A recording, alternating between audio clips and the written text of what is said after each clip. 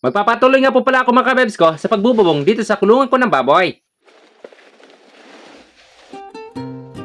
Hi! Kabebs Daryl pong muli, simpleng mamamayan dito sa Quezon Province. At sa pagkakataon na ito, ako po inyong muling samahan. At umakyat nga agad ako mga kabebs ko sa bubong pagkatapos ko magtaas ng mga buling ibububong ko. At sa pagkakataon na ito, ay papasilip ko sa inyo mga kabebs ko kung paano ko ginagawa ang pagbububong. Ay, pati baboy sa baba ay napasilip din.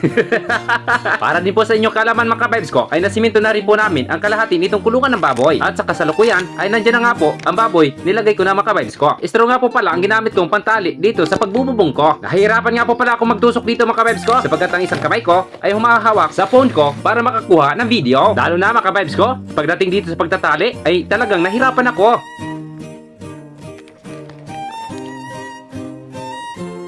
At pagkaraan ng ilang saglit mga kabibes ko, ay ito po ang hitsura ng pagbububong ko dito sa taas.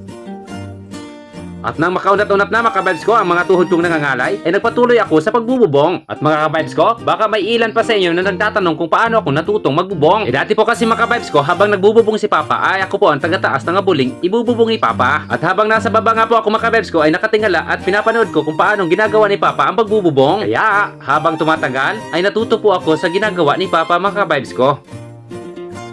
At sa pagkakataon na ito mga kabibes ko, ay pahirapan na nga po ang pag-aakyat ko sa buling ibububong ko. Ito po ang patunay mga kabibes ko na mahirap talaga mag-isa. Kaya napipilitan akong magsarili. Klaruhin mo, klaruhin mo, klaruhin mo. Eh kasi, iba na ang iniisip nila. Magsarili o mag-isa sa lahat ng gawain mga kabibes ko. O ano, klaro na?